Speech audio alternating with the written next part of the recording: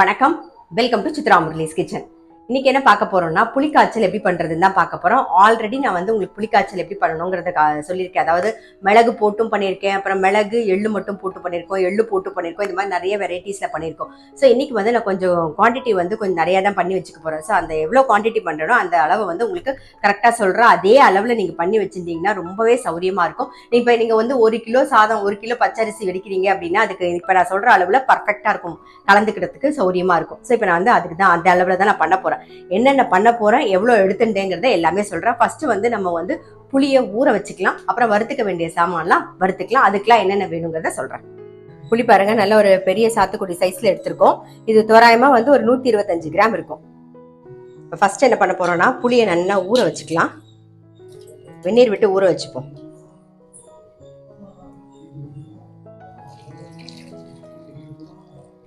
இப்ப வறுத்துக்கிறதுக்கு என்னென்னு பார்த்துடலாம்.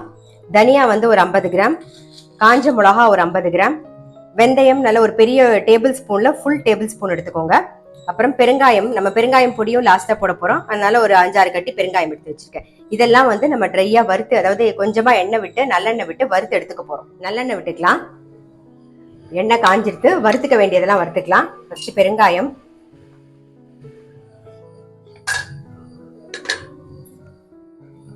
வரமிளகா,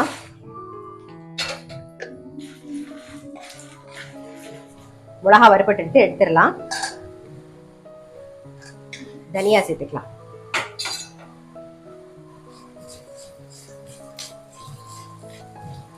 தனியா வந்து ஒரு 3/4 வாசி வறுபட்டு. இப்ப வெந்தயம் சேர்த்துக்கலாம்.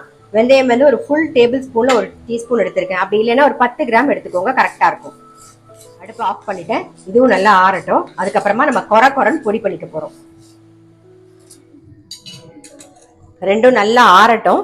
வறுத்த சாமான்லாம் கொரன்னு பொடி பண்ணிக்கலாம்.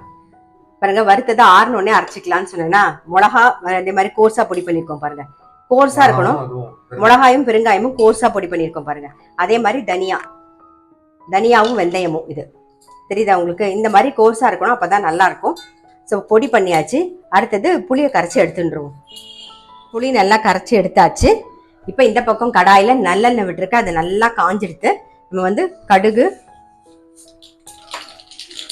உளுத்தம் பருப்பு,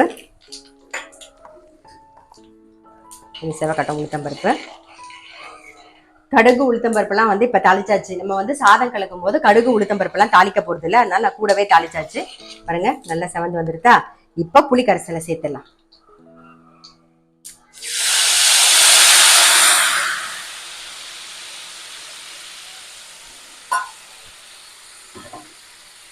இது கூடவே மஞ்சள் பொடி,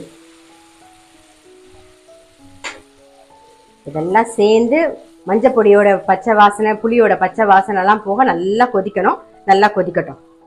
பாருங்க, புளி தண்ணி மஞ்சள் பொடி சேர்த்து நல்லா கொதிச்சிருக்கு. ஸோ இப்போ என்ன பண்ண போறோம்னா, நல்லா குறைஞ்சிருக்கு பாருங்க. ஃபுல்லா இருந்தது, இப்போ கொஞ்சம் குறைஞ்சிருக்கு. தேவையான உப்பு, அதுக்கப்புறம் வெல்லம், உப்பு சேர்த்து ஒரு கொதி வரட்டும். அதுக்கப்புறமா நம்ம வந்து வறுத்து பொடி பண்ணுவோம்ல, அந்த பொடியை சேர்த்துக்கலாம். உப்பு சேர்த்து நல்லா ஒரு கொதி வந்துடுது. இப்ப வறுத்து பொடிச்சதை நம்ம சேர்த்துடலாம்.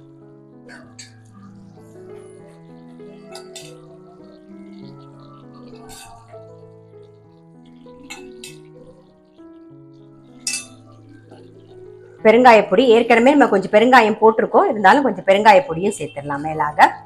இதெல்லாம் நல்லா மிக்ஸ் பண்ணிட்டு சிம்ல வச்சு நல்லா ஒரு கொதி விடுவோம். நம்ம வறுத்து பொடிச்ச மொத்த பொடியுமே போட்டுடலாம், கரெக்டா இருக்கும். நல்லா எண்ணெய் பிரிஞ்சு கொதிக்கட்டும். பாருங்க, இந்த மாதிரி புளிக்காய்ச்சல் காய்ச்சி வச்சுக்கிட்டீங்கன்னா அப்படின்னா 1 மாசம் வரைக்கும் கெடாது. முக்கியமா வந்து அந்த எண்ணெய் வந்து மேல மிதக்கணும். அப்பதான் அந்த அளவுக்கு எண்ணெய் இருந்தாதான் வந்து உங்களுக்கு கெடாம இருக்கும். இப்ப நான் பண்ண குவான்டிட்டிக்கு வந்து உங்களுக்கு 1/2 கிலோ எண்ணெய் வந்து நல்லெண்ணெய் பர்ஃபெக்டா இருக்கும். ஒரு பாதியா விட்டீங்க, ஃபர்ஸ்ட் ஒரு பாதி அடுத்த ஒரு பாதி அப்படின்னு விட்டு நீங்க கொதிக்க விட்டீங்கன்னு வச்சுக்கோங்க, கரெக்டா இருக்கு. இப்ப நல்லா கொதிச்சு எண்ணெய் பிரிஞ்சு வரணும் நமக்கு. இது அதே மாதிரி இந்த சாதத்துல போட்டு பிசையும் போது தாளிக்கும் போது என்ன பண்ண போறோம் அப்படின்னு பாத்தீங்கன்னா, புளியோதரை பண்ணும்போது, இப்ப புளிக்காய்ச்சல் நமக்கு ரெடி ஆயிடுச்சு. புளியோதரை பண்ணும் போதும் நீங்க யோசிச்சிருப்பீங்க, இதுல இன்னும் வேர்க்கடலை போடல, கடலைப்பருப்பு போடல.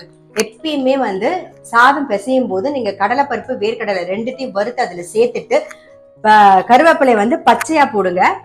இதுல எண்ணெயில எல்லாம் போட வேண்டாம். அந்த சாதத்துல அழகா பச்சையா போட்டுட்டு அதுக்கப்புறம் இந்த புளிக்காய்ச்சலையும் சேர்த்துட்டு நீங்க மிக்ஸ் பண்ணி பாத்தீங்கன்னா அவ்வளவு டேஸ்டா நல்லா இருக்கும். சோ அந்த மாதிரி தான் நம்ம வந்து இப்ப சாதமும் கலக்க போறோம். நான் கொஞ்சமா உங்களுக்கு சாதமும் கலந்து காமிக்கிறேன். இது அப்படியே ஸ்டோர் பண்ணி நீங்க வெளியிலேயே வச்சுக்கலாம், இல்ல ஃப்ரிட்ஜ்ல வச்சுக்கிறதா இருந்தா இன்னும் ஒரு மாசம் எக்ஸ்ட்ராவா கூட வச்சுக்கலாம். பட் நமக்கு ஒரு மாசமே போதும். ஏன்னா நம்ம அடிக்கடி வந்து ஸ்கூலுக்கு சாதம் கலந்து கொடுக்கறதுக்கு ரொம்ப சௌரியமா இருக்கும் இந்த மாதிரி பண்ணி வச்சுக்கிட்டீங்க அப்படின்னா. பாருங்க என்ன தெரியுதா உங்களுக்கு, மிதக்க மிதக்க இருக்கு. அது பாட்டில விடும்போது இன்னும் கொஞ்சம் எண்ணெய் விட்டுக்கணும் நாம. ஆமா, பாட்டில்ல நம்ம ஸ்டோர் பண்ணி வைக்கும் போது முக்கியமா அந்த பாட்டில நல்லா வாஷ் பண்ணிட்டு நல்லா வெயில வச்சு எடுத்துக்கோங்க. எடுத்துட்டு அதுல நல்லெண்ணெய் நல்லா ஒரு போட்டுன்னு எப்பயுமே சொல்றதா, ஊர்காக்குல நம்ம நல்லெண்ணெய் உள்ள விடுவோம்ல, ஒரே ஒரு ஸ்பூன் விட்டுட்டு ஃபுல்லா கோட் பண்ணுவோம் இல்லையா, அதே மாதிரி கோட் பண்ணிட்டு இதையும் ஸ்டோர் பண்ணிட்டு மேலாக இன்னும் கொஞ்சம் நல்லெண்ணெய் விட்டு எடுத்து வச்சிருங்க. ரொம்ப நாளைக்கு, அதாவது ஒரு மாசம் வெளியில வச்சுக்கலாம். ஃப்ரிட்ஜ்ல வச்சுக்கிறதா இருந்தா இன்னொரு ஒரு மாசம் எக்ஸ்ட்ராவா கூட நீங்க வச்சுக்கலாம். இப்ப நல்லா கொதிச்சிருத்து நம்மளுடைய புளிக்காய்ச்சல் ரெடி ஆயிடுச்சு. நம்ம வந்து புளியோதரை தான் கலக்க போறோம் சாதத்துல போட்டு. அது எப்படி கலக்கிறதுங்கிறத பார்த்துடலாம். இப்ப புளியோதரை தான் நம்ம கலக்க போறோம். சாதம் உதுருதுரா வடிச்சு ரெடியா வச்சிருக்கேன். இதுல நல்லா ஒரு 2 டீஸ்பூன் நல்லெண்ணெயும் விட்டுட்டேன். மேலாக பச்சை கருவேப்பிலையும் சேர்த்துக்கலாம். இந்த பக்கம் கடாயில எண்ணெய் காஞ்சிருக்கு. இப்ப என்ன பண்ண போறோம்னா கடலைப்பருப்பு, வேர்க்கடலை இதை வறுத்து எடுத்துக்கலாம்.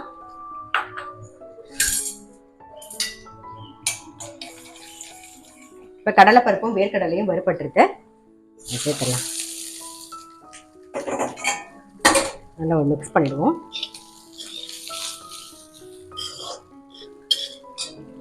இப்ப புளிக்காய்ச்சல் நல்லா மிக்ஸ் பண்ணிட்டு அது சேர்த்துடலாம்.